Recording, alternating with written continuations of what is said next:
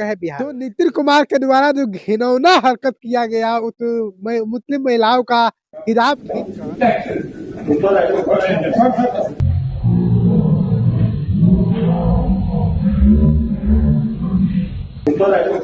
हिजाब खींचने के बाद में इसका विरोध व्यापक स्तर पर पूरे देश में हो रहा है और यूपी के बरेली में महिलाओं ने सड़क पर उतरकर कलेक्टर ऑफिस के सामने ही विरोध किया और संजय नितार का पुतला भी फूके और संजय नितार इस्तीफा नीतीश कुमार इस्तीफा के नारे भी लगाए और राष्ट्रपति महामहिम को एक ज्ञापन सौंपा गया है और नीतीश कुमार और संजय नितार का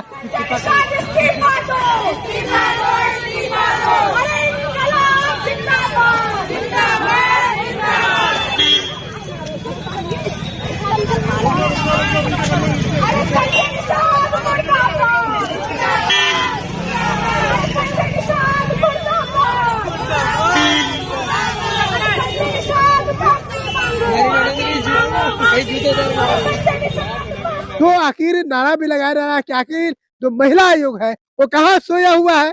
महिलाओं के साथ में जो इस तरह के घिनौना हरकत किया जा रहा है तो जो नीतीश कुमार के द्वारा किया गया है तो आखिर महिला आयोग कहाँ सोया हुआ है। महिला आयोग को सामने आना चाहिए और महिलाओं के लिए आवाज उठाना चाहिए। इस तरह की मांगे हो रही है। महिलाओं के सम्मान में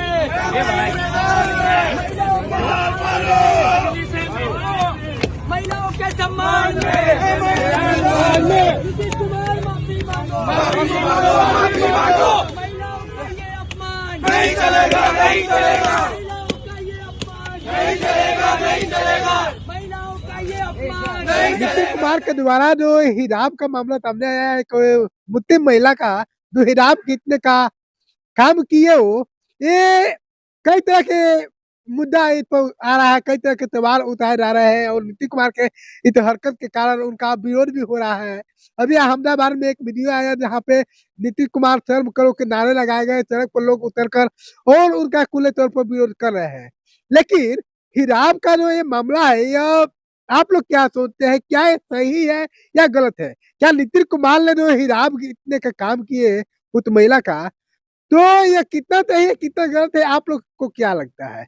लेकिन नीतीश कुमार का यह जो बात आया है, इसके बाद में यूपी सरकार की एक मंत्री संजय नितार, उनका बयान आया है कि उन्होंने जो बयान दिया है, नीतीश कुमार ने जितना बड़ा हरकत नहीं की है उतने घिनौना बयान उनका आया है और उन्होंने कहा क्या हो गया हिजाब की दिए तो ये इतना का बयान आ रहा है।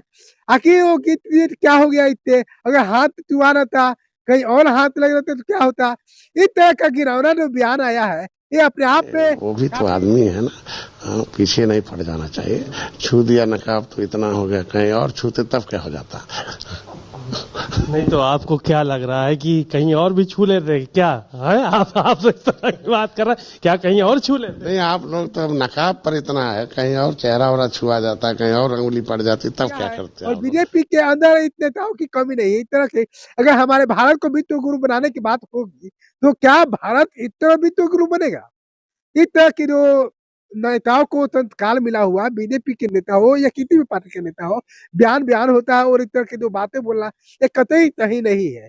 लेकिन इस तरह की बात हो रहा है। उसके बाद में मोदी जी के बात हम करेंगे कि मोदी जी के द्वारा जो मनरेगा का नाम बदला गया है, क्या नाम बदलने से विकास होगा? मोदी जी की सरकार ने जो भाजपा की सरकार है वो नाम बदलने की जो प्रयास कर रही है, काम कर रही है, ये कतई सही नहीं है। और गांधी जी के नाम से संबंध ये कितना नफरत भरा हुआ है मोदी जी के। इस बात का सबूत है कि बीजेपी के लोगों को राष्ट्रपिता महात्मा गांधी जी से कितनी नफरत है। लेकिन ये योजनाओं से नाम निकाल के अपनी नफरत का एहसास और सबूत आपने बीजेपी के साथियों ने जरूर दे दिया, लेकिन देश के जनमानस के दिल से गांधी जी के नाम पर जो योजनाएं चलाई गई थी मनरेगा का, वहाँ पे वो नाम बदलने का काम कर रहे हैं और राम के नाम पे इस योजनाओं का नाम रख रहे हैं। तो आप बताइए, अगर इस योजना का नाम बनाना क्यों जरूरी है? क्या इसके अलावे मनरेगा के अलावे दूसरा योजना नहीं चलाया जा सकता है? लेकिन यहाँ पे सरकार नाम बदल रही है, और नाम बदल कर मोदी जी ने जो काम कर रहे हैं, तो आखिर गांधी जी के नाम को क्या ये खलता है? क्या क्यों खलता है? आखिर इतनी नफरत क्यों भरा हुआ है बीजेपी के नेता और नरेंद्र मोदी को गांधी जी थे? जिस गांधी को पूरे विश्व में मानता है, और भारत की आजादी में जिस गांधी ने अपना महत्वपूर्ण योगदान दिया, उस गांधी के नाम पर चलाए गए योजनाओं को वो नाम बदल रहे हैं। क्या नाम बदलने से भारत का विकास होगा? अगर भारत का नाम बदल कर अमेरिका रख देंगे, क्या भारत अमेरिका बनेगा? नाम बदलने से विकास नहीं होने वाला है। लेकिन सरकार ने कोई काम तो करते नहीं है, सिर्फ नाम बदलने का काम करता है।